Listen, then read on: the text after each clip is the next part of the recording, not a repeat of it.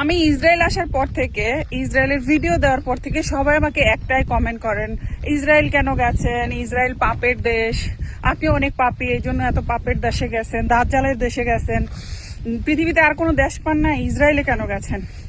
ইসরায়েলে যারা আসবে, ধরেন যারা থাকে এখানে বা আমি আসছি, আমাদের কারো ইমান নাই, আমরা খারাপ মানুষ বা ইসরায়েলের মানুষ খারাপ, আপনারা অনেক ভালো।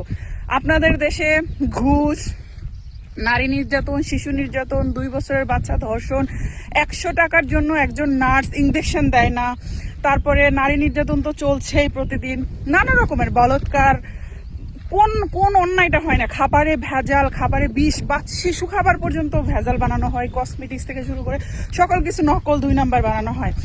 এরপরে আসেন আমেরিকার কথা। ইসরায়েলের খুব পরম বন্ধু হচ্ছে আমেরিকা। এবারে আমেরিকায় যদি ভিসা দেয় বাংলাদেশিদের, মানে শত্রুর বন্ধু নাকি নিজের শত্রু হয়, তাই যদি হয় তাহলে ইসরায়েলের বন্ধু হচ্ছে আমেরিকা, তাহলে বাংলাদেশিদের শত্রু হওয়ার কথা হিসাবে আমেরিকা। অথচ এই আমেরিকা যদি বাংলাদেশিদের ফ্রিতে ভিসা দেয়, তাহলে আমার মনে হয় পুরো বাংলাদেশের সব মানুষ আমেরিকা চলে যাবে সারা জীবনের জন্য।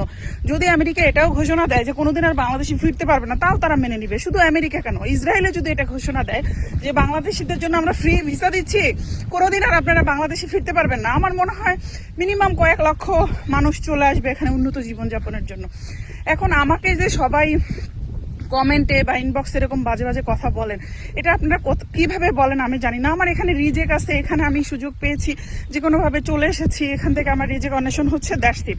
এখন আমার ইমান বা আমার ইমানের শক্তি সেটা আমার উপরে নির্ভর করছে, সেটা আপনাদের কথার উপরে নির্ভর করবে না। এছাড়া আমার জানার মধ্যে পৃথিবীর সবচেয়ে পবিত্রতম জায়গা হচ্ছে এই ইসরায়েলে অবস্থিত, যেটাকে হোলি ল্যান্ড বলা হয় ইংরেজিতে।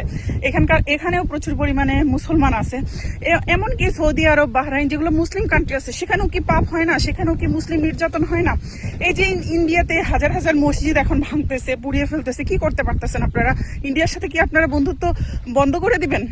ইন্ডিয়াতে আজকে ইন্টারনেট বন্ধ করে মসজিদ ভাঙতেছে।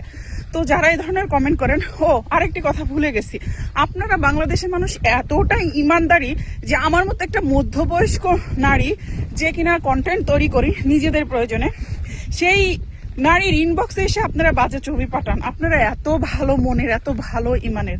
যাই হোক, আমি ইসরায়েলে আছি, আল্লাহ যে কোনোভাবে আমাকে এখানে এনেছেন, ইনশাল্লাহ এখান থেকে জীবনে ভালো কিছু করার চেষ্টা করবো, এবং আমার ইমান আমার কাছে। দোয়া করবেন সবাই আমার জন্য, আমার ইমান যেন ঠিক থাকে। ধন্যবাদ।